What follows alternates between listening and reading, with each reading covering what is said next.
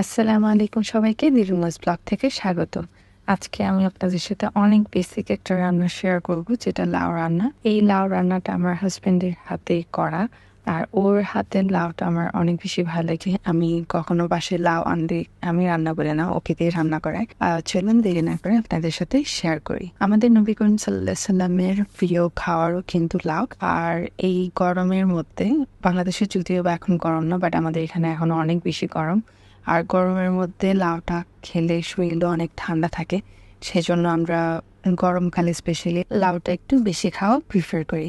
এখানে প্রথমে তেল দিয়ে দিলাম রসুনটা। আমি দিলামই বলছি কারণ দিয়ে দিচ্ছে, রসুনটা উপলাতে আমার জন্য একটু হার্ড হয়ে যাচ্ছে। এরপরে দিয়ে দিচ্ছি কিছু চিংড়ি মাছ। তারপর চিংড়ি মাছ রসুনের সাথে একটু নাড়িয়ে চাড়িয়ে যখন এখান থেকে একটু ঘ্রাণ আসবে, তখন আমরা এখানে দিয়ে দিচ্ছি পেঁয়াজটা একটু এক সাইডে করে দিচ্ছে। আমি এক্স্যাক্টলি জানি না রিজনটা কি, একটু পরে কিন্তু আবার মিশিয়ে ফেলবে। হ্যাঁ, যেমনটা বলেছিলাম ঠিক তেমনটি মিশিয়ে নিয়েছে। সো প্রথমে আলাদা করে রাখার কি দরকার ছিল। তারপরে দিয়ে দিল হচ্ছে টমেটোটা, সবকিছু নাড়িয়ে চাড়িয়ে এখন একটু লবণ দিচ্ছে।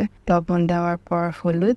এখানে কিন্তু অনেক বেশি মশলা ব্যবহার করা হয় না, আর হচ্ছে সামান্য একটু জিরা, ব্যাস এইটুকুই। তারপর একটু পানি দিয়ে মশলাটা একটু কষে গেলে এখানে দিয়ে দেওয়া হলো কাঁচামরিচগুলো। তারপরে ঢাকনা দিয়ে ঢেকে মশলাটা একটু কষে নিল। তারপর এখানে দিয়ে দিল লাউগুলা। লাউটা আমাদের মোটামুটি আধা কেজি মতো সাইজে ছিল, যেটা দেখতেই পাচ্ছেন একদম হাঁড়িটা ফুল হয়ে গিয়েছে। সো প্রথমে স্টার্টিং এর দিকে আমরা কোনো ধরনের পানি এখানে ব্যবহার করিনি, যেহেতু লাউটা থেকে পানি বের হবে, ওই পানি দিয়ে সিদ্ধ করার জন্য রেখে দিয়েছিলাম। তারপর যখন একটু পানির প্রয়োজন ছিল তখন পানিটা ব্যবহার করেছি।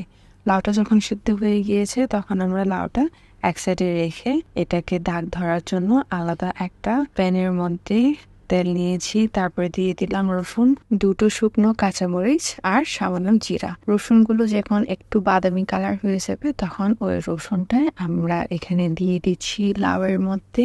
ব্যাস এইটুকুই।